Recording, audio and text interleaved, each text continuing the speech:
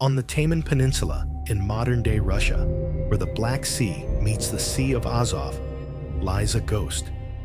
It is not a city of faint outlines and scattered stones, but a sprawling, submerged metropolis, a Russian Atlantis buried beneath silt and sea. This was Phanagoria. For 1,500 years, it was the vibrant capital of the Bosporan Kingdom, a vital artery connecting the Greek world to the Scythian steppes. It was a city of monumental temples, marble statues, and a fierce, multicultural populace. Then around the 10th century AD, it was violently erased. Its markets fell silent, its harbors flooded, and its name faded into myth. What cataclysm could annihilate a city of this magnitude so completely? What secrets are sealed in the submerged layers of its ruins? This is not just a story of archaeology. It is a forensic investigation into a civilization's final, terrifying moments. Now, let us open the case file and begin the investigation. To understand the death of Phanagoria, we must first reconstruct its life. This was not some minor colonial outpost. It was a sprawling, powerful metropolis, the second capital of the Bosporan Kingdom, a Greco-Scythian state that controlled the lucrative trade routes between the Mediterranean and the endless Eurasian steppes. Our investigation begins in the 6th century BC. Fleeing persecution from the Persian Empire, Ionian Greeks from the city of Chios sailed into the Black Sea. They settled here on the Taman Peninsula, establishing a city they named Phanagoria. Its location was a stroke of strategic genius. It commanded the Cimmerian Bosporus, the modern Kerch Strait, the narrow bottleneck separating Europe from Asia. For over a millennium, everything moving between the Black Sea and the Sea of Azov passed under its watch. As we trace the city's blueprint, a vibrant, multi-ethnic world emerges. This was where the refined world of Hellenic philosophy met the raw, nomadic power of the Scythians. Imagine standing in the Agora, the central marketplace. You would hear Greek, but also Scythian, Sarmatian, and local Scythian dialects. Merchants haggled over Ukrainian grain, salted fish bound for Athens, fine wine, and the exquisite golden jewelry for which the Scythian warlords were famous. The archaeology confirms this rich cultural fusion. Excavations have revealed classical Greek columns from monumental temples dedicated to Aphrodite. Yet just outside the city, the landscape is dotted with kurgans, the massive burial mounds of Scythian nobility. This was a city of startling contrasts. Perhaps the most surprising clue to its unique character was unearthed in 2023. The discovery of one of the world's oldest synagogues. Dating to the 1st century AD, its marble menorahs and inscriptions reveal a powerful, established Jewish community thriving here, centuries before such communities were common in the wider region. This find rewrites our understanding of the city's cosmopolitan fabric. Phanagoria was a true melting pot, a place where different faiths and peoples coexisted in a delicate, profitable balance. But this balance was always precarious. This was a frontier town. The low string pads of tension swell when we look beyond the marble facades. Phanagoria was perpetually caught between empires. It allied with Pontus, then became a client state of Rome, and was later absorbed into the sphere of the Byzantine Empire. Its history is scarred by conflict.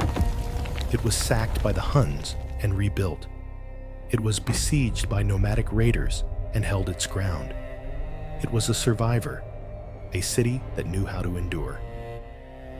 By the 7th century AD, it had transformed again, becoming a major administrative center of the Khazar Khaganate, a powerful Turkic empire. Life continued. The harbors were still busy. The markets still full. This resilience is the central mystery. This was a city that had weathered invasions, political upheaval, and economic collapse for 1,500 years. What then could finally break it?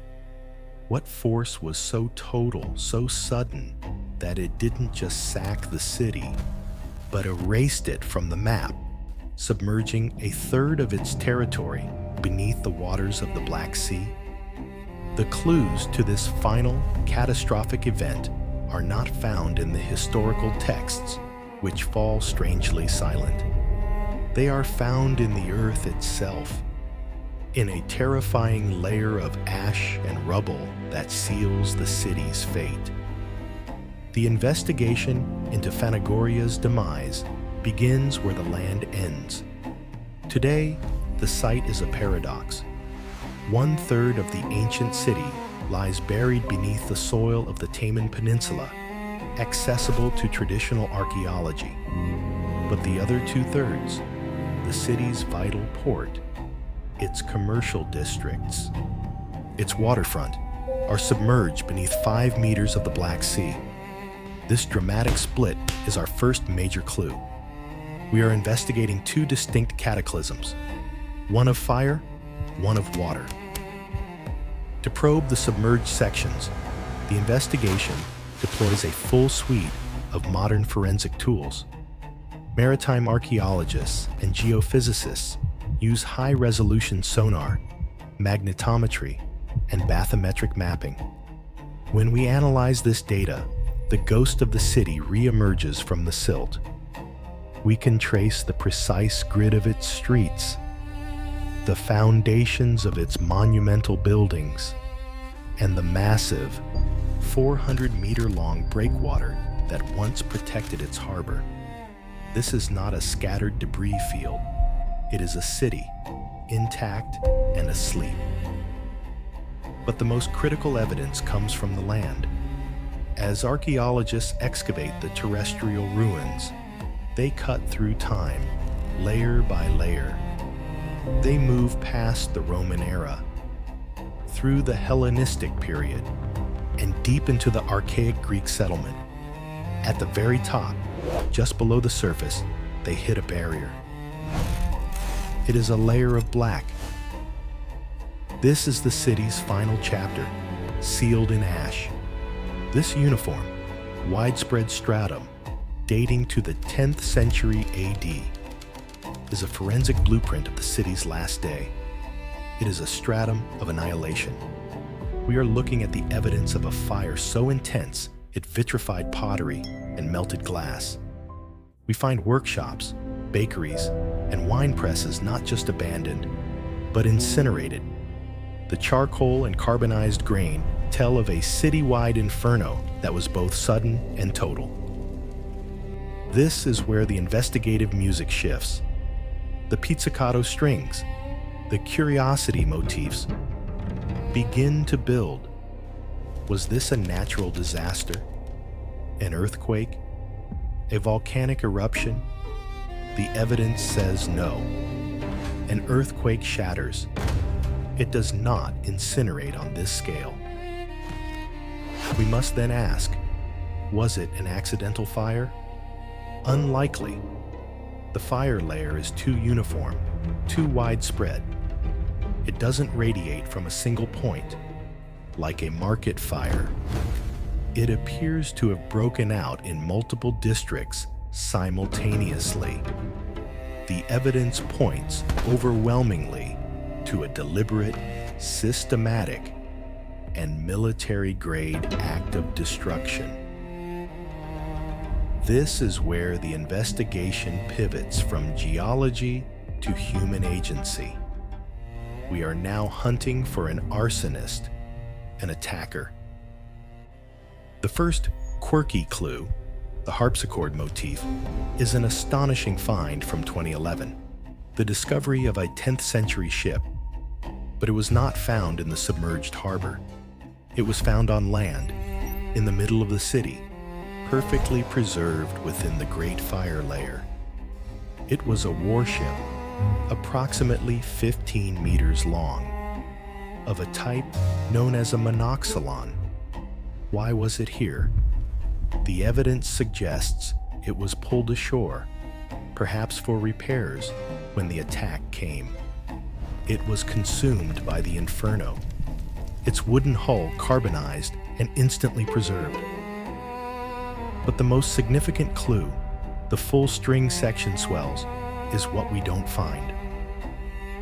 In this layer of total destruction, this 10th century stratum of ash and ruin, there is a shocking absence of human remains. Unlike Pompeii, we find no skeletons frozen in their final moments. There are no mass graves, no signs of a desperate last stand in the streets. This is the aha moment. This was not a surprise attack on a full population. It was a sack. The evidence is clear. The attackers arrived. The population either fled in terror or was systematically rounded up and taken. And then the city was put to the torch. This was a methodical erasure, an act of calculated vengeance. The investigation now has a clear profile of the culprit. We are looking for a military power active in the Black Sea in the 10th century, one with the logistical capability and the ruthless will to annihilate one of the region's most important cities. The historical record provides only one prime suspect, the Kievan Rus. Specifically, we look to the legendary and brutal Grand Prince Sviatoslav I. In the 960s AD, Sviatoslav, a warrior of pure Viking stock, waged a devastating campaign to shatter the power of his great rival, the Khazar Khaganate. Phanagoria, as a vital Khazar administrative center and tax collection hub, was directly in his path. The archaeological evidence aligns perfectly with the timeline of Sviatoslav's Great Khazar War. The fire layer is the physical scar of this campaign. The Rus fleet, masters of the rivers and seas, descended on the city, captured its people for the slave markets of Kiev and Constantinople, and then burned Phanagoria to the ground. And in its 1,500-year history, the case of the fire is solved, but this only explains the city's death, not its burial. Why did the burnt ruins then sink beneath the sea? Here, the investigation turns back to the sonar data and geological analysis. The evidence is clear. The land itself has subsided. Phanagoria was built on geologically unstable ground, a river delta prone to soil liquefaction and tectonic movement. The investigation concludes that the submergence was a separate, slower cataclysm. After the 10th century fire, the city was left as a burnt-out shell. It was never resettled. With no one to maintain the dikes and seawalls, nature began its reclamation. A combination of rising sea levels and, most critically, the slow, steady subsidence of the land itself allowed the Black Sea to creep in. Year by year, the waters covered the abandoned docks, then the streets, then the temples. The fire was the murder. The flood was the burial. The human violence of Sviatoslav's attack delivered the death blow, and the slow, indifferent forces of geology then submerged the corpse, preserving the evidence in an anaerobic tomb, waiting for our investigation to finally read the clues. The investigation into the fall of Phanagoria closes with a verdict of two distinct, yet intertwined, cataclysms. This was not a single mythic event, but a devastating sequence of human malice, followed by geological indifference. First, the case of the fire. Our forensic analysis of the 10th century stratum, the uniform layer of ash, the vitrified artifacts, the carbonized warship, and the stark absence of human remains points conclusively to a deliberate, military-grade destruction. This was not a natural disaster. It was an erasure. The historical timeline and political context identify the most probable agent, the Kievan Russes under Sviatoslav Veng, executing a brutal campaign to shatter the Khazar Khaganate. Phanagoria was not a victim of circumstance. It was a target. Second, the case of the flood. This was the slower, quieter catastrophe. Our geological and sonar mapping reveals that the city's death by fire was followed by a burial at sea. With the city abandoned, its complex systems of seawalls and dikes fell into disrepair. The land itself, geologically unstable, began to subside. This, combined with a gradual rise in sea level, allowed the Black Sea to claim the city's burnt corpse street by street. The harbor, the markets, the temples, all were submerged, not in a violent deluge, but in a slow, suffocating embrace. This is the great central paradox of Phanagoria. The very forces that destroyed it also conspired to preserve it. The inferno of the Rust's attack sterilized the 10th century city, and the slow flood sealed it in an anaerobic, silt-covered tomb. It was hidden from the plows, looters, and developers of the subsequent millennium, creating one of the richest, most perfectly preserved archaeological time capsules in the world. When we open this case file, we are not just looking at ruins. We are reading the intact blueprint of a multicultural world, a city where Greek philosophy, Jewish faith, and Scythian warrior culture coexisted for 1,500 years. Its legacy is a testament to the fact that connection and cosmopolitanism are ancient human instincts. The investigation reveals that the Russian Atlantis was not a myth, but a real, vibrant metropolis whose story was simply waiting, sealed in ashen water, for us to read. The ruins of Phanagoria are a testament to a profound truth. A city is not merely its stone and marble. It is the network of people who give it life. When that network is broken by violence, the stone is reclaimed by the sea. The investigation leaves us with a haunting realization. Time does not just bury history. It preserves the evidence, waiting patiently for us to find the human stories lost beneath the waves.